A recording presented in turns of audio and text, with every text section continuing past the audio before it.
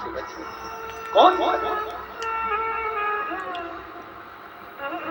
किसी ने पूछा क्यों गुरुजी शंकर भगवान ने किसी को भी अपना अच्छा एक भी गण ऐसा नहीं बनाया जो ठीक ठिकाने का हो।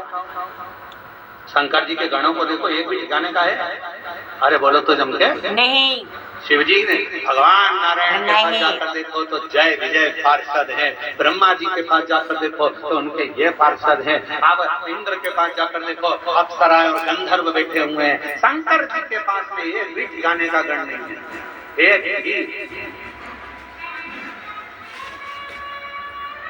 भूत प्रेत डाकनी पिशाचनी, किसी के 12 मुंह, किसी का मुंह, किसी के चेहरा ही नहीं है किसी का। कोई रेंग के चल रहा, कोई नंदी, कोई भृंगी, कोई श्रृंगी, कोई ऐसा जिसके 3 पांव, शरीर ही नहीं संभल रहा। भृंगी कैसा था? 3, क्योंकि माता पार्वती जी ने उसको श्राप दे दिया था, तेरे शरीर में जितना मांस है वो सब हट जाए, हड्डी हड्डी करेगा। तो तुमने शिव जी के गणों में देखा होगा हड्डी हड्डी का ढांचा, उसके 3 पांव। क्यों? शिव जी ने कहा 1 पांव एक्स्ट्रा मैं तुझे दे देता हूँ, गिर गया तो 3 पांव।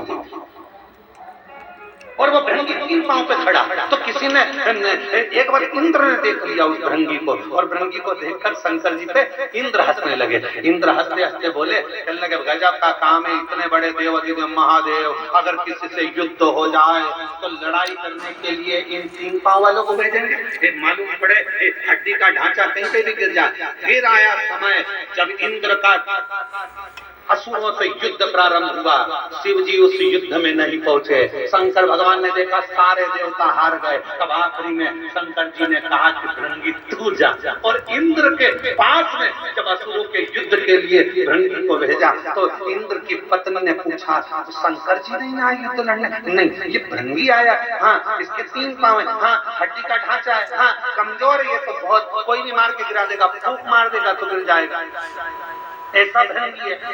इंद्र ने सोचा शिव जी ने भेजा है, लड़ाना तो जरूरी है। असुर 1.25 लाख सेना असुर की थी सामने, और अकेला भृंगी जब हड्डी का ढांचा 3 पैर से खड़ा हुआ, एक पैर जो भृंगी ने सामने रखा सारे असुरों को दबा दबा कर मार दिया। तभी इंद्र को समझ में आया शंकर का कोई गण कमजोर नहीं।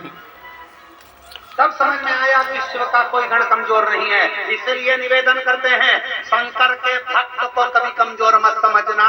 जब भृंगी का 1 पांव 1.25 लाख असुरों को दबा सकता है तो शिव का एक भक्त दुनिया को तार भी सकता है। सामर्थ्य का होना चाहिए। शंकर का कोई गण कमजोर नहीं। शंकर के गण को कभी कमजोर मत समझना। नंदी, भृंगी, शृंगी सब बड़े बड़े। शिव जी का एक गण भूत, अभी तुम लाखों की भीड़ में एक भूत को लाके खड़ा कर दे तो सब